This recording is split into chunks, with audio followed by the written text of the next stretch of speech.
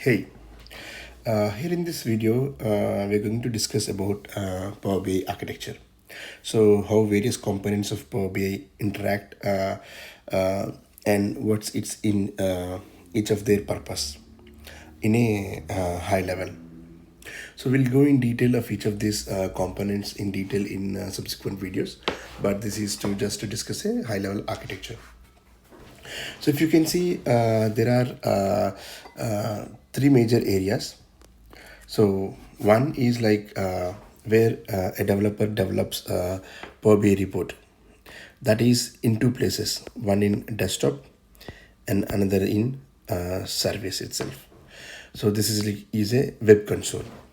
So there are some kind of limitations what a developer can do a report on a browser via service and the desktop.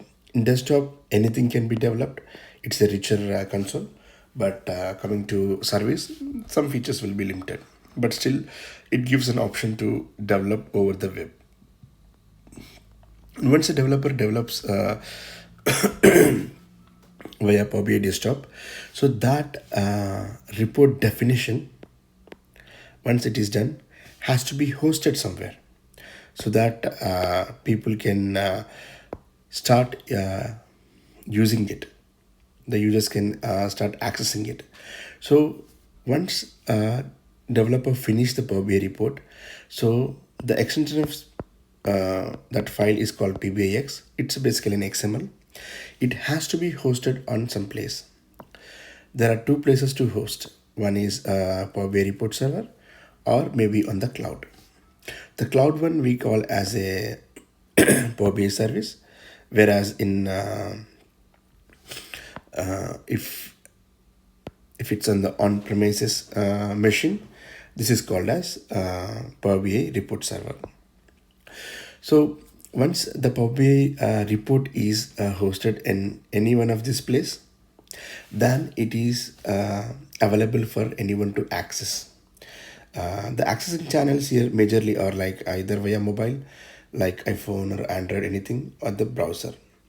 So some reports are specifically developed for the mobile layout, but even though if not that's not the case, the report might be having some weird scrolls and stuff, but still it can be accessible via mobile.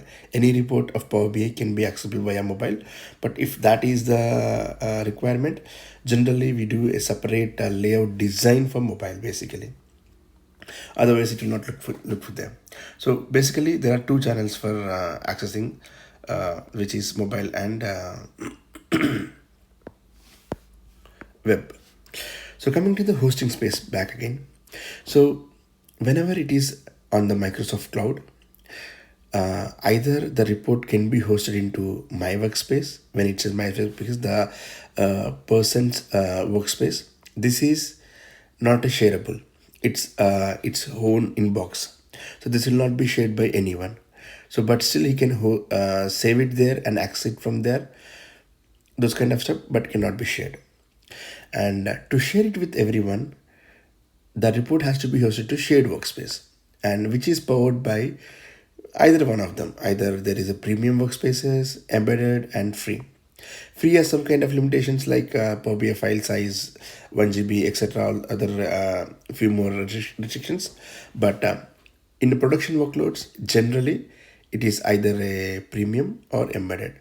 Both have a various different way of costing and performance benchmarks.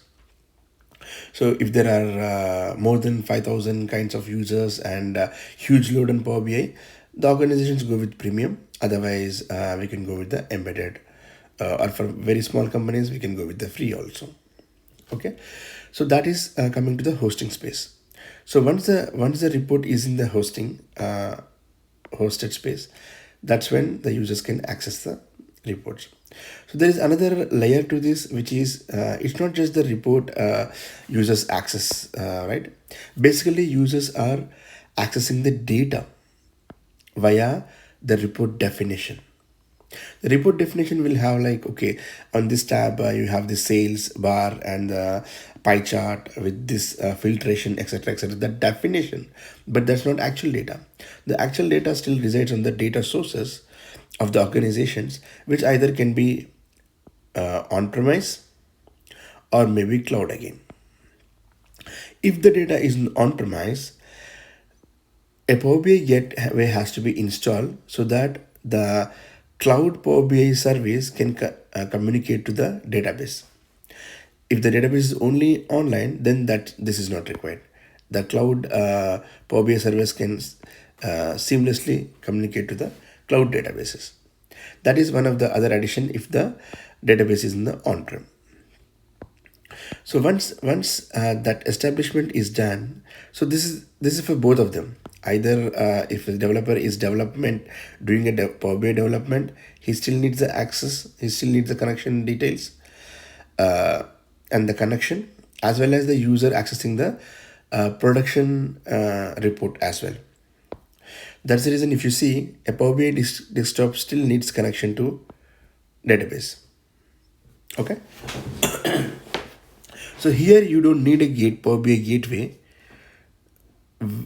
Your required Power BI gateway in between the communication of on-prem database and the Power BI service, but not to the Power BI. Why? Because Power BI desktop is also on-prem. So you don't need the gateway because of that. Both are in the same network. You don't need it that way. That's the reason you don't need it that way. So so once a report is hosted, that's not the end of the story.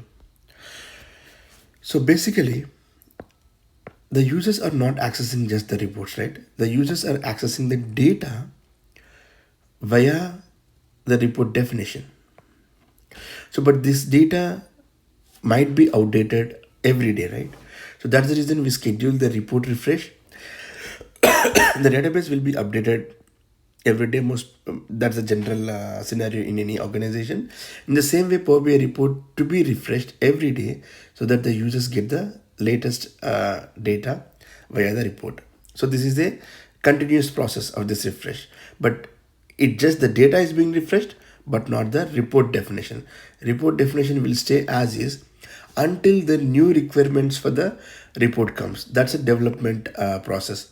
This is the development of the report process, but this is everyday report accessing. Okay, so the three major things to look into here is, one is report development. And report development, once the report is developed, it's been hosted to a hosting spaces via publishing activity, and then the users will access from the hosted space using the latest data, writing correctly from the databases. So I hope you guys understood. If you have any questions, please leave in the comments. Thank you. Thanks for watching.